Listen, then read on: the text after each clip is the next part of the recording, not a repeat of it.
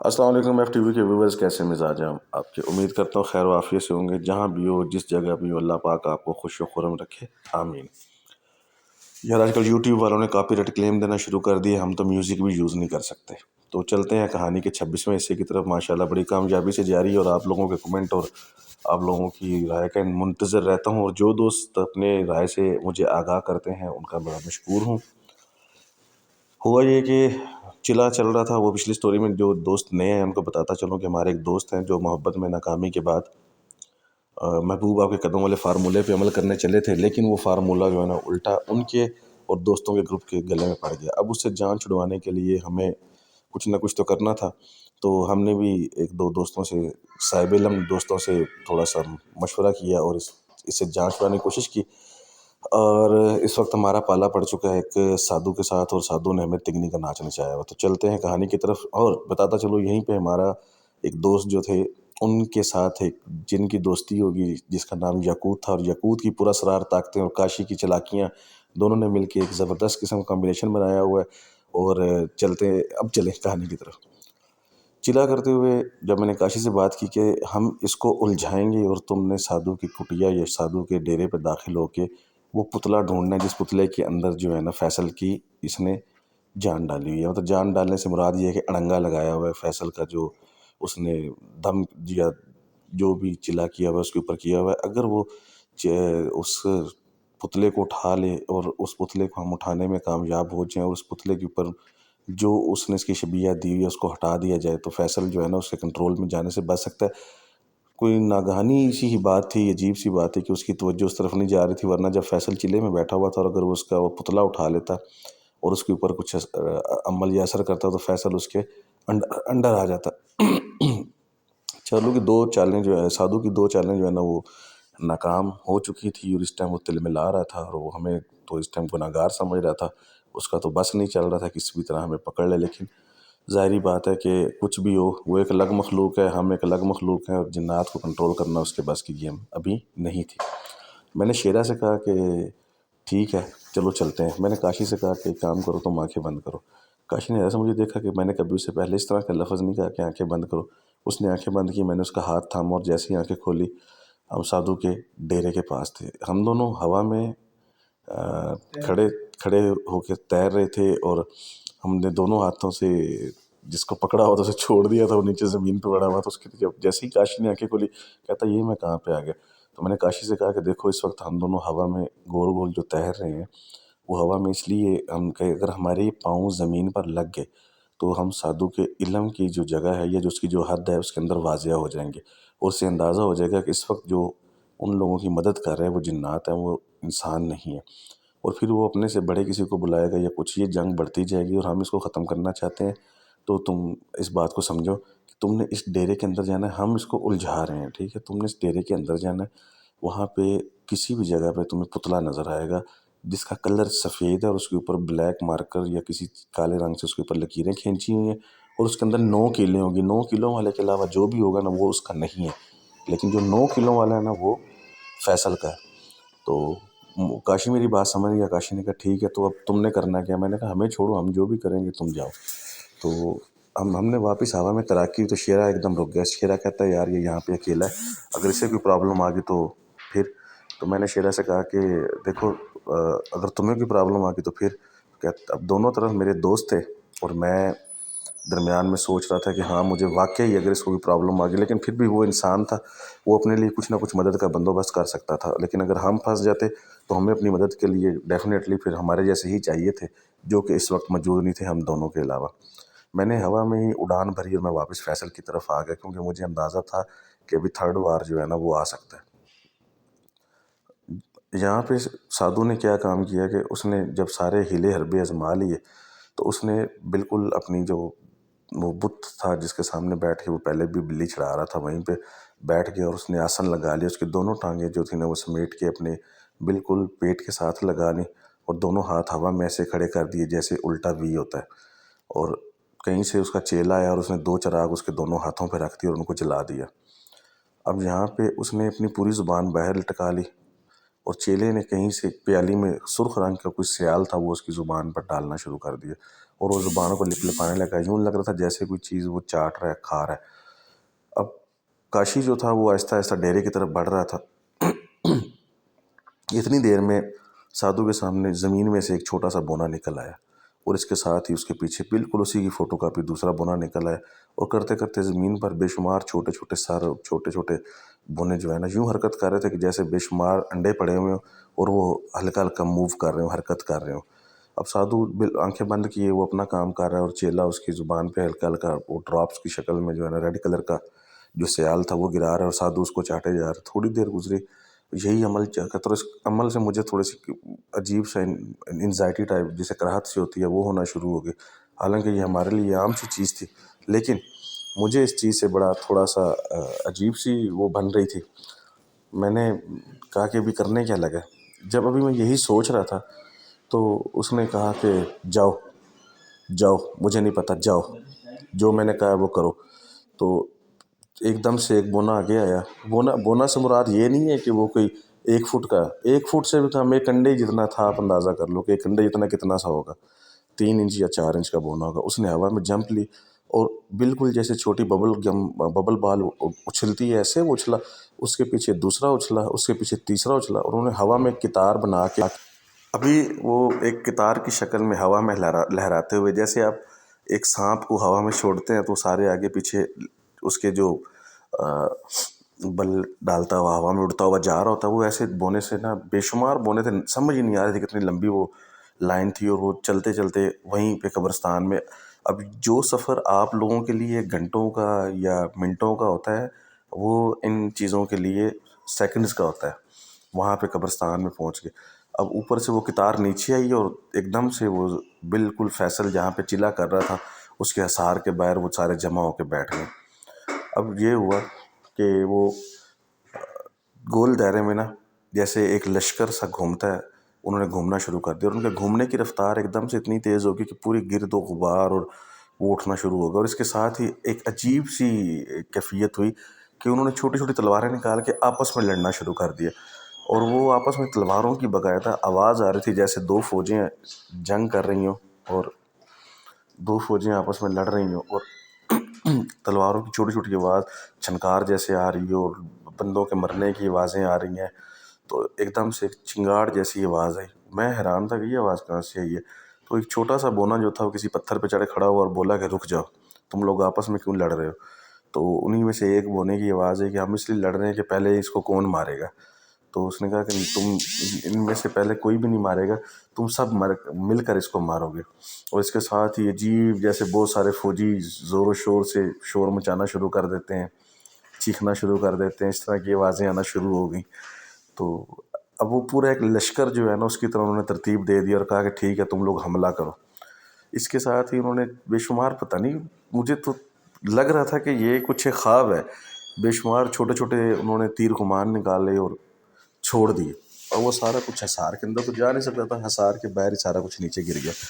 तो सब ने हल्ला बोल दिया कि ओ ये तो हार जाएगा, ये तो हार जाएगा, हम इसको मार देंगे, हम इसकी बोटियां नोच लेंगे, हम इसको चिमट जाएंगे, इसका खून पिएंगे। अजीब अजीब किस्म की आवाज़ें निकालना शुरू कर दी। फैसल जो काफ़ी हद तक खुद पे कंट्रोल करके बैठा हुआ तो इस नई सूरत हाल से घबरा गया। उसने पहलू बदला और वो दो जानू से होके अपने दोनों पैरों पे बैठ गया, और होंठ उसके अभी भी हिल रहे थे। मैं उसके दिमाग में जाके कहना चाह रहा था कि तुमने हिलना नहीं है, खुदा का वास्ता है हिलना नहीं है, अपनी और हमारी लाज रखना, और अपने लिए, हमारे लिए ना सही अपने लिए ही लड़ लेना, लेकिन लड़ो, ये तुमने भागना नहीं। और मुझे यूँ लग रहा था कि बस ये भी उठेगा और भागेगा, उठेगा और भागेगा। अब मैंने कहा कि यार इनके साथ क्या करना चाहिए ना। तो मैं खुद को किसी भी तरह से यहाँ पे वाजिया नहीं करना चाह रहा था कि अगर मैं वाजिया हो गया तो ये बड़ा मसला बन जाएगा। इन्हीं में से खैर एक बोना आगे बढ़ा, उसने कहा कि ठीक है ये हमें समझ रहा है कि हम बहुत छोटे हैं और इससे मार नहीं खाएंगे, ठहरो मैं फिर इसको बताता हूँ क्या करना है। तो इसके साथ ही यूँ लगा जैसे किसी गुब्बारे में हवा भर रही हो, और उसका कद बढ़ना शुरू हो गया। उस कद के बढ़ने का ये आलम था कि वो दरख्त के बराबर खड़ा हो चुका था, और यूँ लग रहा था कि दरख्त उसके आगे छोटा सा एक पौधा रह गया। और जो उसकी तलवार थी वो एक बड़े तलवार की तरह उसके कद के साथ ही बड़ी थी। ज़ाहिर बात है 100-200 फुट तो लग रहा था कि इसका कद हो चुका है। तो उसने तलवार की जो नोक है वो बिल्कुल हसार के ऊपर रखी और बोला कि बता تو बिल्कुल इन बोनों की तरह मुझे छोटा सा, मतलब मेरे कबीले के बोनों की तरह छोटा सा बोना लग रहा है, और इस तलवार की नोक अगर तुम्हारे ऊपर रख दूं तो तुम तो इसके बोझ तले ही आके मर जाओगे, उठते हो या मैं ये तलवार छोड़ दूं। तो अब मुझे लग रहा था कि ये, यूं लग रहा था जैसे ये तलवार छोड़ेगा तो ये तलवार बिल्कुल इसके सर के ऊपर गिरेगी और इसका कीमा कीमा निकल जाएगा। और लेकिन हैरत अंगेज बात ये थी कि वो ये तलवार छोड़ नहीं रहा था। अब उसने तलवार ऊपर उठाई और कहता है कि ठीक है, मैं तुम्हें तलवार की नोक से नहीं मारता, मैं तुम्हारे दो टुकड़े कर देता हूँ। उसने तलवार हवा में बुलंद की और इस स्पीड से नीचे लाई, लेकिन हैरत की बात है कि जैसे ही वो तलवार बिल्कुल हसार के ऊपर पहुंची तो यूं लगा जैसे किसी ने हाथ रख दिया उसके आगे। अब ये देखकर तो एक दफ़ा तो फैसल उल्टे हाथ से सीधे हाथ की तरफ मुड़ा, लेकिन न जाने कौन सी ताकत थी कि उसने अभी तक खुद को संभाला हुआ था। अब मेरी बारी थी कि मुझे अब किसी भी तरह इसको टालना है, क्योंकि साधु की जो चीज़ें मैंने दरख्त पर बैठ के देखी थी उनमें से 3 चीज़ें तो जो थी वो हमने ऑलरेडी देख ली थी, 2 उनमें से ख़त्म हो चुकी थी। उसका सबसे घना और घिनौना और शैतान जो था, वो छोटा बकरी के बच्चे जैसा मेंढा, शैतान मेंढा, वो तो हमने उड़ा दिया था। उसके अलावा उसके जो 3 वो गिद्ध थे वो भी हमने उड़ा दिए थे। अब ले दे के ये रह गए थे कि ये क्या चीज़ है, और 2 चीज़ें उसकी और थी जो मैंने वहाँ पे देखी थी। एक वो गदीले गदीले वो जो गंजे बोने थे जिनके पाँव 3-3 उँगलियों वाले थे, वो दरख्त पर बैठे हुए देखे थे, वो अभी तक नहीं आए थे, या शायद साधु ने अभी तक उन्हें भेजा ही नहीं था। तो यहाँ पे ये तमाशा चल रहा था और वो आओ बका कर रहे थे, शोर शराबा कर रहे थे, उछल कूद उन्होंने मचाई हुई थी। उधर मुझे फिक्र थी काशी की। काशी जैसे ही वो उस डेरे में दाखिल हुआ तो उसने देखा कि वो एक कच्चे दीवारों वाला 2 कमरों का बड़ा सा मकान है। मतलब मकान नहीं है, सेन वाला जैसे गांव देहातों में होता है उस तरह का है। और उसकी एक तरफ से दीवार टूटी हुई है और इतनी ऊंची नहीं थी जिस पे काशी चढ़ ना पाता। काशी चढ़ा तो वो देखा उसने कि वहाँ पे सहन के अंदर एक तरफ एक अलाव जल रही, एक छोटी सी ढारी टाइप बनी है। ढारी टाइप ये होती है कि जैसे एक बरामदा बना होता है सहन के एक कोने पे, दूसरे कोने पे गालबन कोई बाथरूम वगैरह था। और उसी जो उसने वो देखा था कि जो वो बरामदा टाइप बना हुआ है उसके आगे आग जल रही थी, और आग ऐसे जल रही थी कि उसके ऊपर एक साइड पे थोड़ा शेड सा बना हुआ था कि बारिश हो या आंधी हो तो उससे बचा जा सके। ऐसा अमूमन आग का जो अलाव है वो आपने देखा होगा गाँव देहातों में दरबार जो होते हैं वहाँ पे अक्सर चलता रहता है और मुसलसल चलता रहता है, जिससे जिससे वो खाक बनाते हैं। तो ये उसने वो बनाया हुआ था और एक वो उसके बिल्कुल पास ही बैठा हुआ था। एक शख्स जो है ना वो उसके साथ खड़ा हुआ था, शायद उसका नौकर चाकर था या कोई चेला वगैरह था। और बाकी साइड पे जो है ना 2 कमरे थे, उन कमरों में से एक कमरे में गालबन कोई रहाइश टाइप थी और एक कमरे में सारा सामान पड़ा हुआ था। मैंने उसे पहले ही बता दिया था कि जिस कमरे में वो बैठ के चिल्ला करता है उस कमरे में तुम्हें वो मिलेगा। अब चूंकि यहाँ पे खुली जगह थी और यकीनन ये किसी चोलिस्तान वाली साइड ही थी, तो वहाँ पे रेतीला इलाका था, तो खुली जगह में अंधेरा ज़्यादा था, बल्ब की जो रोशनी थी इतनी ज़्यादा नहीं थी। साधु अपने काम में मगन था और चेला उसके साथ खिदमत में लगा हुआ था। काशी जब कमरे में दाखिल हुआ तो उसने देखा कि कमरे के अंदर बेशुमार बिल्कुल ही काला, हर तरफ काला ही रंग है और एक तरफ बेशुमार छोटी छोटी चीज़ें पड़ी हुई हैं, उनमें मुख्तलिफ़ किस्म के मटके पड़े हैं। 3 मटके पड़े हुए थे छोटे छोटे, जिनके ऊपर सुर्ख रंग का कपड़ा बंधा हुआ था और वो पीले रंग के धागे से उसको बांधा गया था। एक तरफ कुछ हड्डियाँ पड़ी हुई हैं, एक तरफ कुछ बुत पड़े हुए हैं, उन बुतों के आगे अगरबत्तियाँ जल रही हैं, एक तरफ मोमबत्ती जल रही है, उसके आगे एक काला बुत पड़ा हुआ है और इसी तरह 2-3 टीन पड़े हुए थे और एक अलमारी थी, एक लकड़ी का बॉक्स था।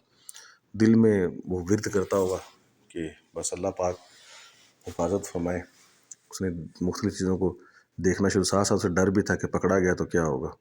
तो इतनी देर में उसे लगा कि एक जगह पे जो है ना कुछ गुड्डियाँ गुड्डे टाइप पड़े थे। अब यहाँ बैठ के कील गिनने गिनने का टाइम था कि कील गिनने कितने कील हैं किसके अंदर।